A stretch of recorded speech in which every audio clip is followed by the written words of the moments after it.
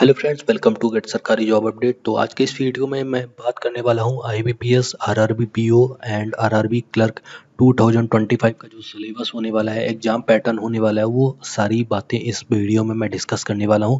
तो जैसे कि आप जानते हैं कि आईबीपीएस का कैलेंडर जनवरी में आउट हो चुका है और आपकी जो एग्ज़ाम डेट है वो यहाँ पे आपको देखने को मिलती है आईबीपीएस कैलेंडर में। और जुलाई में आपका एग्ज़ाम जुलाई से स्टार्ट होने वाला है। तो उसका क्या सिलेबस है और क्या-क्या एग्ज़ाम पैटर्न रहने वाला है, उसके वीडियो के बारे में मैं बात करने वाला हूँ। तो देखिए, लिखा हुआ है कि IBPS conduct the IBPS RRB exam every year for the officer scale 1 to 3 and officer assistant vacancy and aspirants willing to apply must begin their preparation with the updated syllabus. तो देखिए, आईबीपीएस कैलेंडर तो out हो चुका है, उसमें आपकी जो exam date है RRB PO prelims exam is scheduled on 27 July 2nd and 3rd अगस्त 2025। तो आपका जो एग्ज़ाम शेड्यूल है 27 जुलाई को है, 2 अगस्त है और 3rd अगस्त को आपका आरआरबी पीओ का प्रीलिम्स का एग्जामिनेशन होने वाला है। और आरआरबी क्लर्क प्रीलिम्स के एग्जाम की बात करें तो 30 अगस्त को, 6-7 सितंबर 2025 को आपका जो एग्जाम होने वाला है आरआरबी क्लर्क का प्रीलिम्स का एग्जामिनेशन यहाँ पे शेड्यूल्ड है। तो इसका जो सिलेबस है और एग्जाम पैटर्न है उसके बारे में बात करने वाला हूँ। तो इस वीडियो में बने रहिएगा। तो चलिए बात करते हैं। मैंने यहाँ पे जो वेबसाइट ओपन की हुई है वो कैरियर पावर की ऑफिशियल वेबसाइट है। मैं यहाँ पे इसका जो सोर्स है ये यूज कर रहा हूँ। तो आइए देखते हैं क्या क्या इसका एग्जाम पैटर्न और सिलेबस क्या क्या रहने वाला है। तो देखिए, आईबीपीएस आरआरबी जो एग्जाम होता है ऑफिसर स्केल 1 एंड 2, तो इसमें जो होता है दो एग्जाम होते हैं। प्रीलिम्स एग्जाम होता है और मेंस एग्जाम होता है। और पीओ के एग्जाम में जितने भी पीओ के एग्जाम होते हैं उसमें इंटरव्यू भी होता है। क्लर्क एग्जामिनेशन में आपको इंटरव्यू देखने को नहीं मिलता है। क्लर्क एग्जामिनेशन में आपका प्रीलिम्स और मेंस दो एग्जाम होते हैं, उसके बाद आपका फाइनल सिलेक्शन हो जाता है। बट आरआरबी पीओ या फिर जो भी बैंकिंग में पीओ की पोस्ट आती है उसमें इंटरव्यू होता है और इंटरव्यू के बाद ही आपका जो फाइनल रिजल्ट होता है वो आपका डिक्लेयर किया जाता है। तब देखते हैं यहाँ पे, देखिए, प्रीलिम्स एग्जाम होता है, मेंस एग्जाम होता है, उसके बाद इंटरव्यू होता है। Exam rounds for IBPS RRB scale 2 and 3, mains examination and interview process. जो ऑफिसर स्केल 2 यानी पीओ के लिए मेंस एग्जामिनेशन होता है और इंटरव्यू होता है। आइए तो एग्जाम पैटर्न जानते हैं। तो देखिए, आईबीपीएस आरआरबी पीओ प्रीलिम्स का एग्जाम पैटर्न क्या रहने वाला है। रीजनिंग आपकी आने वाली है। रीजनिंग आपको नंबर ऑफ क्वेश्चन 40 देखने को मिलते हैं। 40 मार्क्स के क्वेश्चन आपको देखने को मिलते हैं। इसमें जो टाइमिंग रहने वाली है आपकी वो 25 मिनट्स आपकी टाइमिंग रहने वाली है। दूसरा जो सब्जेक्ट है वो है न्यूमेरिकल एबिलिटी यानी मैथ्स, क्वांट इसको भी बोलते हैं। और इसमें भी 40 क्वेश्चन होने वाले हैं और इस 40 मार्क्स के होने वाले हैं। बट इसमें जो टाइमिंग रहने वाली है वो 20 मिनट्स की आपकी टाइमिंग रहने वाली है।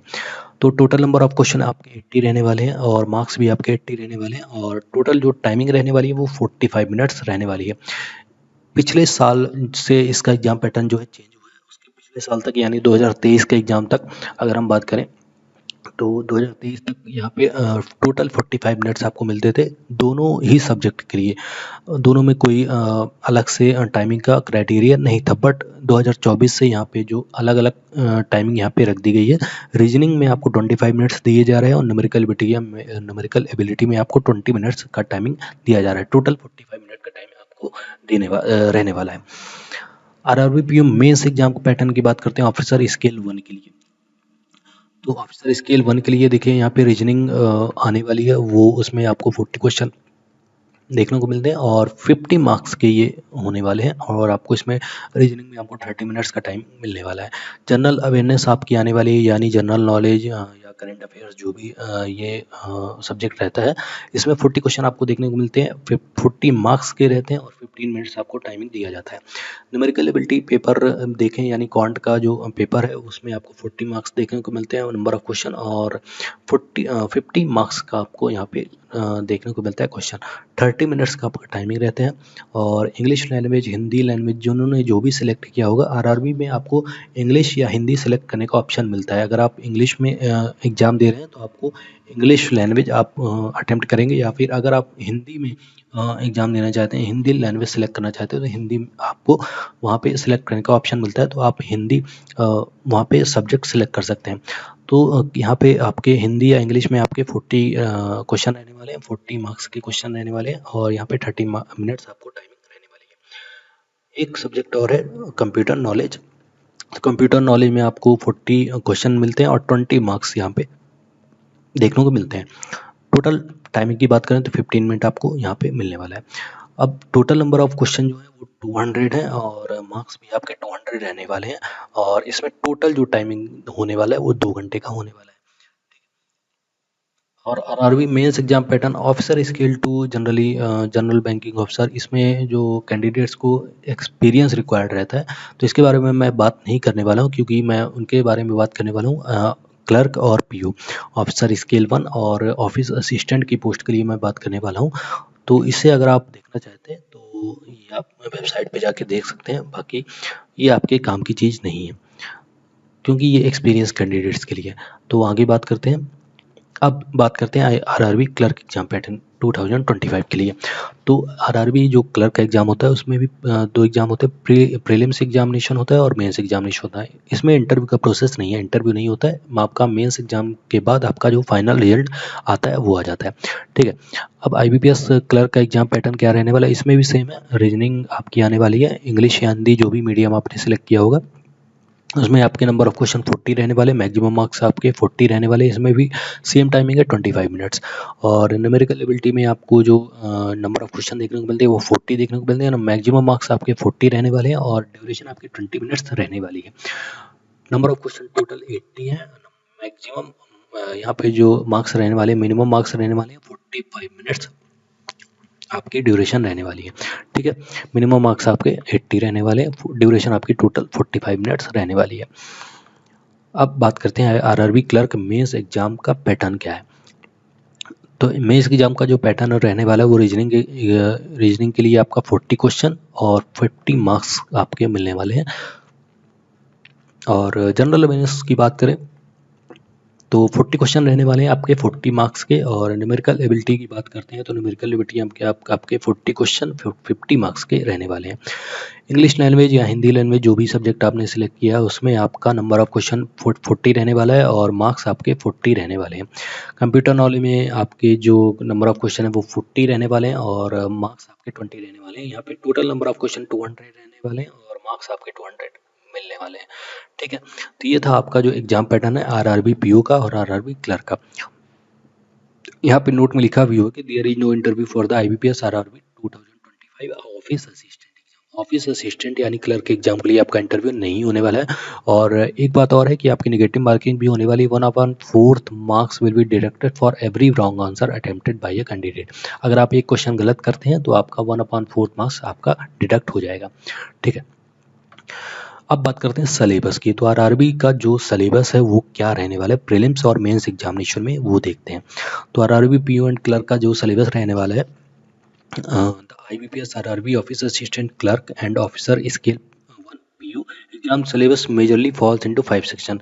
तो 5 सेक्शन में आपका जो सिलेबस है वो रहने वाला है, रीजनिंग का, क्वांटिटेटिव एप्टीट्यूड का, कंप्यूटर नॉलेज का, जनरल अवेयरनेस का एंड इंग्लिश लैंग्वेज या फिर हिंदी लैंग्वेज का। जो भी सब्जेक्ट कैंडिडेट ने सिलेक्ट की है वो लैंग्वेज आपको देखने को मिलने वाली है। तो स्केल 2 और स्केल 3 के सिलेबस की बात मैं नहीं करने वाला हूँ। अब बात करते हैं RRB syllabus for all subject.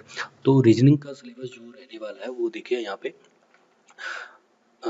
Puzzle आपकी देखने को मिलती है, seating arrangement, circular direction based MISC, number series आपको देखने को मिलती है, ऑड मैन आउट देखने को मिलता है, कोडिंग डिकोडिंग है, ब्लड रिलेशन आपको देखने को मिलेगा, एनोलॉजी है, सिलॉजिज्म है, अल्फाबेट सीरीज है, रैंकिंग एंड टाइम है, कॉजेज एंड इफेक्ट्स है, डायरेक्शन सेंस है, फिगर सीरीज है, वर्ड फॉर्मेशन है, स्टेटमेंट एंड एजप्शन है, असर्शन एंड रीजन है, स्टेटमेंट एंड कंक्लूजन है, स्टेटमेंट एंड आर्गुमेंट्स है, स्टेटमेंट एंड एक्शन कोर्सेज है। ये सारी चीज़ें आपको देखने को मिलती है। मेन जो आपका पजल रहने वाला है, पजल का सेक्शन, इसमें आपके सबसे ज़्यादा क्वेश्चन देखने को मिलते हैं। एक पजल में आपको 4 से 5 क्वेश्चन आपको एक पजल में देखने को मिलते हैं, यानी अगर एक पजल में 4 से 5 क्वेश्चन होते हैं तो आपके अगर 4 पजल आ गई हैं तो आपको यहाँ पे 20 क्वेश्चन आपको देखने को मिलने वाले हैं। ठीक है, इसी तरह से और बाकी जो क्वेश्चन रहते हैं वो आपके रहने वाले हैं। नंबर सीरीज के कुछ क्वेश्चन आएंगे, कोडिंग डिकोडिंग भी आ सकती है, ब्लड रिलेशन और सिलॉजिज्म, ये मेन पार्ट यहाँ पे आपका आता है। ठीक है, अब बात करते हैं यहाँ पे क्वांटिटेटिव एप्टीट्यूड का, न्यूमेरिकल एबिलिटी का सिलेबस यानी क्वांट का। तो नंबर सिस्टम आने वाला है आपका, data interpretation, bar graph, line graph and pie chart, SCF and LCM आपका आने वाला है, प्रॉफिट लॉस आने वाला है, simple interest and compound interest है, टाइम एंड वर्क हो गया, टाइम एंड डिस्टेंस हो गया, डेसिमल फ्रैक्शन हो गया, एवरेज हो गया, मेंसुरेशन हो गया, simplification, partnership, percentage, ratio and proportion, average, case studies, charts and graphs, permutation and combination and probability, ये आपका सिलेबस रहने वाला है। ठीक है, तो इसमें भी जो आपकी डीआई आती हैं यानी डेटा इंटरप्रिटेशन, ये भी इसका मेन पार्ट होता है। और जो अर्थमेटिक होता है, अर्थमेटिक के जो भी यहाँ पे टॉपिक्स हैं, time and word, time and distance, averages हो गया, मेंसुरेशन हो गया, ये सारी चीज़ें आती हैं। और आपके सिंप्लीफिकेशन के में आपके क्वेश्चन आते हैं 5 से 10 क्वेश्चन, अगर आप पीओ का एग्जाम दे रहे हैं। और अगर आप यहाँ पे क्लर्क का एग्जाम दे रहे हैं तो आपके थोड़े से ज़्यादा क्वेश्चन देखने को मिल सकते हैं, 10 से 15 या इतने एवरेज आपको क्वेश्चन देखने को मिलते हैं क्लर्क में। ठीक है,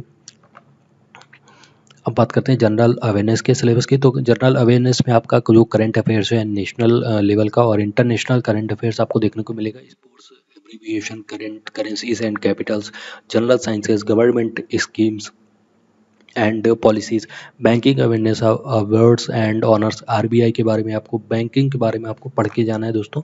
आरबीआई के बारे में आपको सारी जानकारी होनी चाहिए। बुक एंड ऑथर्स आपको जानकारी होनी चाहिए। नेशनल पार्क्स एंड सैंक्चुरीज, ये आपको जानकारी इसकी होनी चाहिए अच्छे से। इंग्लिश लैंग्वेज की बात करते हैं तो यहाँ पे रीडिंग कॉम्प्रिहेंशन आपका आने वाला है, ग्रामर आने वाला है यानी व्याकरण, स्पॉटिंग एरर्स यानी एरर डिटेक्शन के क्वेश्चन आपके पास आने वाले, fill in the blanks, misspelled word, jumbled words, parajumble जिसको बोलते हैं, तो यहाँ पे पैराजम्बल क्वेश्चन आने वाले हैं। Rearrangement of sentence, jumbled up sentence, idioms and phrases, cloze test, one word substitution, antonyms and synonyms, ये सारी चीज़ें आपको इंग्लिश लैंग्वेज में देखने को मिलती है। कंप्यूटर के सिलेबस की बात करते हैं तो कंप्यूटर में आपका फंडामेंटल्स ऑफ कंप्यूटर, ये जो कंप्यूटर होता है आपका मेंस एग्जामिनेशन में आपको देखने को मिलता है ये सब्जेक्ट। तो इसमें आपका फंडामेंटल्स ऑफ कंप्यूटर आएगा, history of computers, future of computers, basic knowledge of internet, networking and software hardware, computer shortcut keys, MS office, database, security tools, virus, hacking, trojans, input and output devices, computer languages, ये आपका इसमें topics रहने वाले हैं।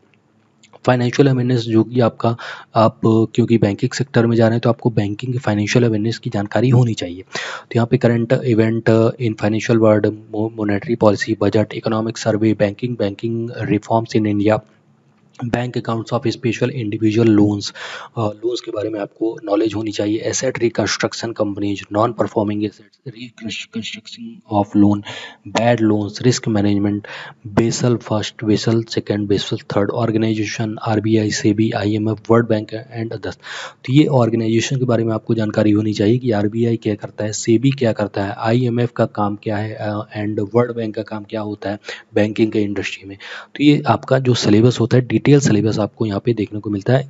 Clerk examination और mains examination का दोनों का यहाँ पे एक साथ सिलेबस आपको देखने को मिलने वाला है।